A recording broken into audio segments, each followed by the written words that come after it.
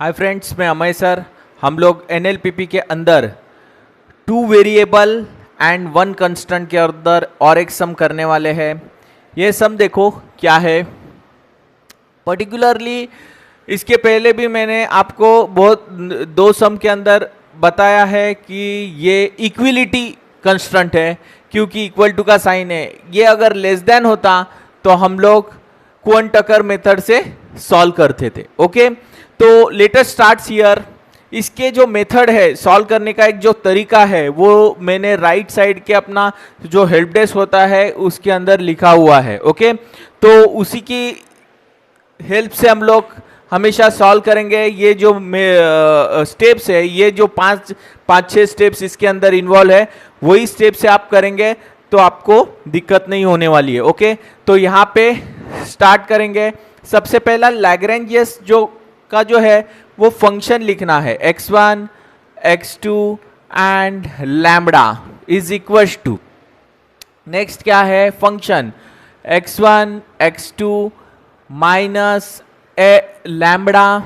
Lambda is what, Lagrangian multiplier है वो, और h is equal to x1 comma x2।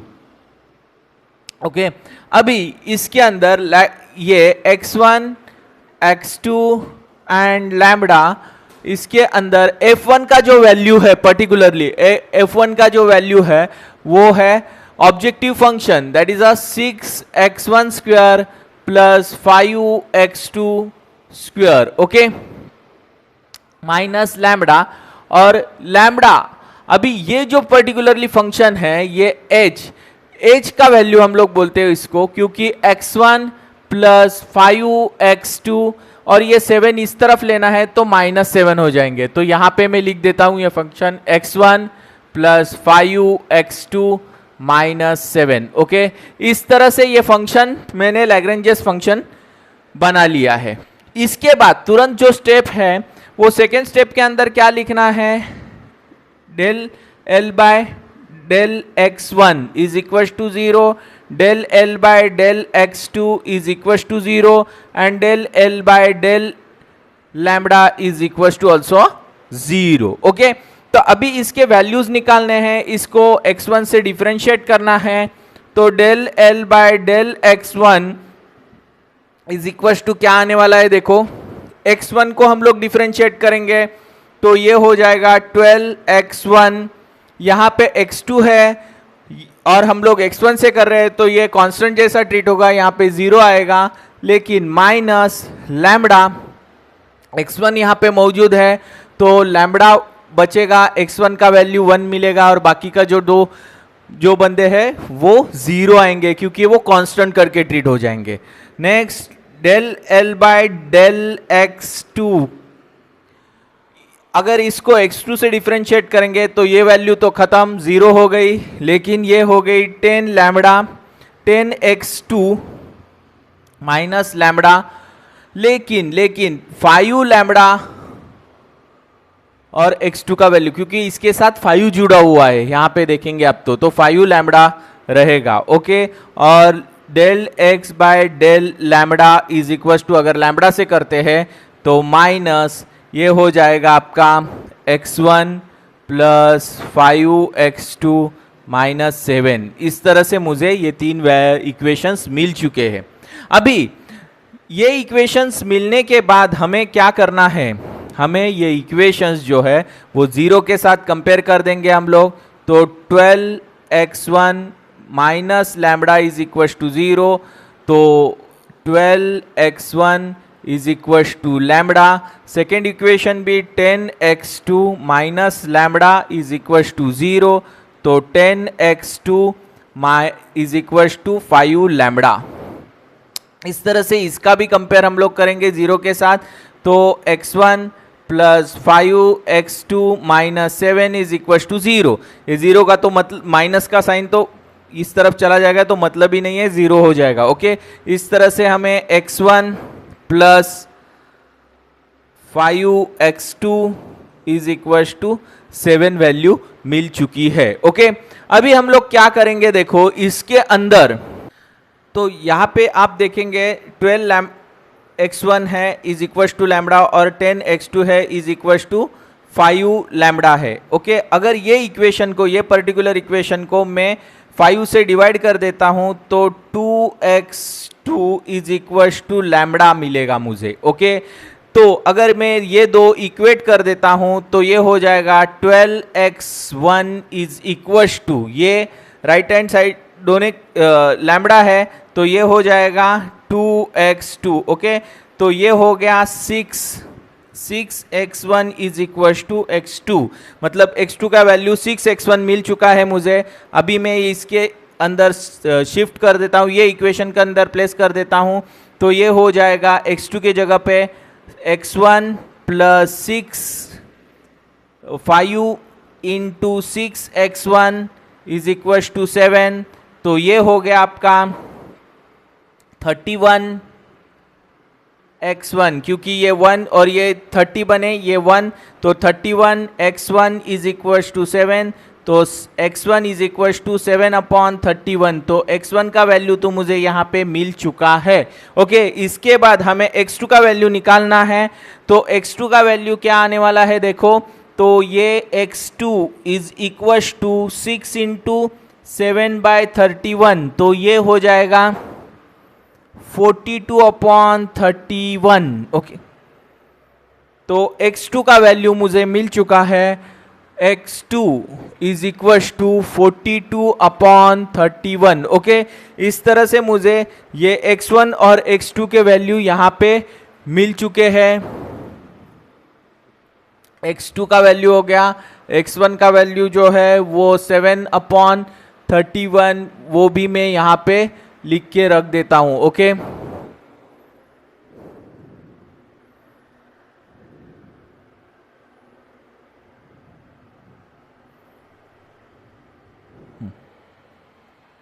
अभी ये पर्टिकुलर वैल्यू मिलने के बाद हमें आगे बढ़ना है। हमें करना क्या है देखो, h के अंदर बढ़ेंगे हम लोग, h is equal to x1 x2 is equal to, h का वैल्यू है x1 plus 5x2 minus 7। Okay, तो ये del h upon del x1, इसको डिफरेंशिएट करेंगे तो इसका वैल्यू मुझे 1 ही मिल पाता है। ओके, इसके बाद del h upon del x2 को हम लोग डिफरेंशिएट करेंगे तो इसका वैल्यू मुझे x5 ही मिल पाएगा, क्योंकि x2 का वैल्यू क्या मिलेगा, 1 मिलेगा। इसको डिफरेंशिएट, ये दोनों तो कांस्टेंट जैसे ट्रीट होंगे, कांस्टेंट ही रहेंगे तो 0 हो जाएंगे। ओके, अगर मैं इसको अभी वापस से डेल स्क्वायर h अपॉन, हाँ, तो ये तो वैल्यू मुझे मिल चुके हैं। यहाँ पे देखो मैंने क्या लिखा है, all the other partial derivatives, ऐसा लिख के छोड़ दिया है। तो यहाँ पे देखो ये दोनों वैल्यूज क्या है, 1 और 5 है, और अगर इसको आगे जाके मैं डिफरेंशिएट करता हूँ किसी से भी, x1 से करूँ या x2 से करूँ, तो इनके आंसर्स क्या मिलने वाले हैं, 0 मिलने वाले हैं। तो इसलिए मुझे यहाँ पे क्या लिखना है, ऑल अदर पार्शियल डेरिवेटिव्स 0 रहेंगे। क्या रहेंगे, 0 रहेंगे, जो हम लोग को ये स्ट्रक्चर में काम आने वाला है। ओके, यहाँ पे इसलिए मैंने ये सेंटेंस लिखा है। ओके, इसके बाद हमें करना क्या है, फंक्शन लिखना है f x1 and x2 is equal to, अभी फंक्शन क्या आएगा, 6x1 स्क्वायर प्लस 5x2, इसको अगर मैं डिवाइड कर लेता हूं, x1 इज इक्वल टू, ये हो जाएगा आपका 12x1 और del f upon del x2, इसको अगर वापस से मैं डिवाइड कर देता हूं तो ये हो जाएगा आपका 10x2। Okay, then del square f upon del x1 square, अगर वापस से इसको x1 से डिफरेंशिएट करता हूं तो इसका आंसर मुझे 12 मिलेगा, और वापस से इसको भी मैं x2 से डिफरेंशिएट कर देता हूं तो इसका आंसर मुझे 10 मिलने वाला है। ओके, और इसको फर्दर डिफरेंशिएशन करता हूं, डेल x1 को डेल एक्स टू से करता हूं, मतलब इसको 2 से करूंगा तो ये मुझे मिलेगा 0, और डेल स्क्वायर, अच्छे से लिखता हूं, del square F upon del x two and del x one is equal to, इसको फर्दर डिफरेंशिएशन x1 से कर देता हूं तो ये भी मुझे 0 ही मिलने वाला है। इसके बाद ये डेल्टा का वैल्यू हमें निकालना है, लेकिन डेल्टा जो है वो हमें फॉर्म करना पड़ेगा। तो ये फॉर्म करने का एक आसान तरीका है, 0 लिखना है, यहाँ पे del H one upon del x one, del H upon del x two, del H upon del x one और del H upon del x two लिखना है। बाकी के जो एलिमेंट है वो del square F upon del x one square minus lambda del square H upon del x one square, यहाँ पे भी del square F upon del x two square minus lambda del H square upon del x two square. Okay, इस तरह से हम लोग ने ये एलिमेंट लिख के लिए है। अभी यहाँ पे del square F upon del x two and del x one minus lambda del square H upon del x one and del x two, del f upon del x two and del x one minus lambda del square H upon del x two and del x one. Okay, इस तरह से मैंने ये element, ये determinant form करके लिया है। Okay, अभी इसके अंदर मुझे वैल्यूज सब्स्टिट्यूट करने हैं, तो मैं यहाँ पे डिटर्मिनेंट के अंदर वैल्यू सब्स्टिट्यूट कर देता हूँ। तो ये तो वैल्यू 0 रहेगी, इसकी वैल्यू आप देखेंगे तो मुझे क्या मिल चुकी है, ये पर्टिकुलर वैल्यू 1 है और ये वैल्यू 5 है। ओके, ये पर्टिकुलर वैल्यू 1 है और ये पर्टिकुलर वैल्यू 5 है। ओके, इस तरह से अभी इसके जो डायगोनल एलिमेंट है वो मुझे लिखने हैं।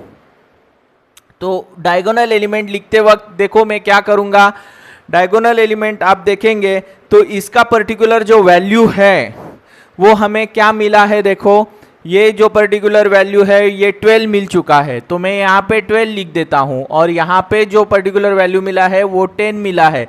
लेकिन आप देखेंगे del square h by del x square, यहाँ पे इसका हायर ऑर्डर डेरिवेटिव जो है वो यहाँ पे ऑल पार्शियल डेरिवेटिव्स आर 0, क्योंकि इसका अगर मैं और एक बार डेरिवेटिव डिफरेंशिएट कर देता हूं तो ये वैल्यूज क्या मिलने वाले हैं, 0। इसके लिए इसका एडिशन वाला पार्ट 0 होने वाला है, यहाँ पे भी, यहाँ पे भी, यहाँ पे भी, यहाँ पे भी। ओके, देन ये अगर वैल्यूज है, ये पर्टिकुलर वैल्यूज मुझे 0 मिल चुकी है, ये भी और ये भी। ओके, इस तरह से मैंने यहाँ पे डिटर्मिनेंट फॉर्म करके ले लिया है। अभी ये पर्टिकुलर डिटर्मिनेंट जो है वो हमें सॉल्व करना है। इसको ये डिटर्मिनेंट्स फॉर्म होने के बाद हमें करना क्या है, हमें कैल्सी भाई का हेल्प लेना है और शिफ्ट 4th डीम 1 के अंदर जाना है और मैट्रिक्स 3 प्लेस करना है। इसके वैल्यूज़ हमें कैल्सी के अंदर प्लेस करने हैं, 0 1 5 1 12 0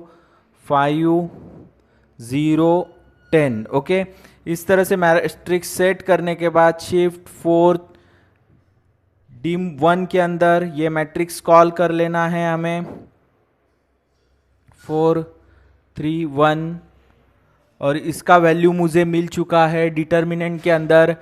डेल्टा का वैल्यू जो है इज इक्वल्स टू -310। ओके, ये वैल्यू मिलने के बाद ये पर्टिकुलर वैल्यू हम देखेंगे हमारे हेल्प डेस्क के अंदर। तो डेल्टा का जो ये वैल्यू है, डेल्टा इज निगेटिव, कौन सा मिला है, निगेटिव मिला है। Therefore x0 is what, minima, क्या मिलने वाला है, मिनिमा मिलने वाला है।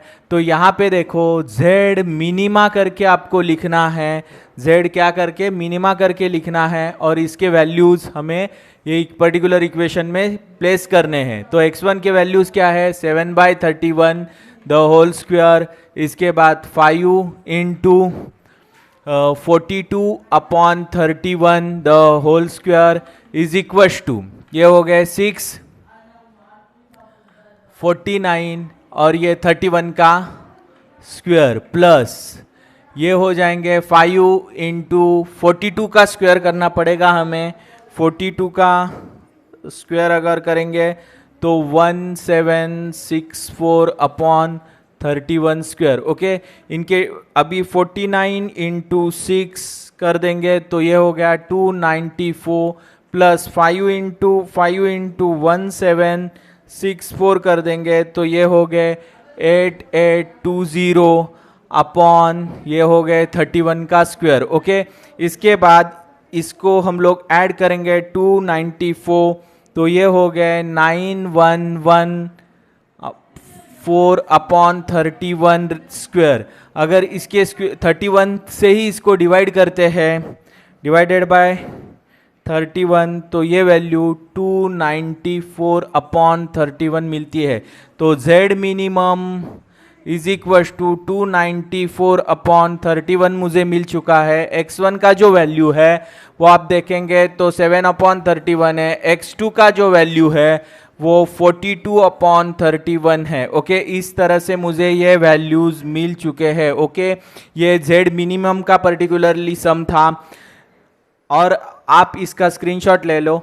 और अगर आपको ये पर्टिकुलर प्रॉब्लम के अंदर कोई प्रॉब्लम डाउट है, कोई क्वेश्चन है तो कमेंट बॉक्स में कमेंट करके ज़रूर पूछ लेना। और अगर मेरे वीडियो आपको अच्छे लगते हैं तो लाइक सब्सक्राइब ज़्यादा से ज़्यादा करना।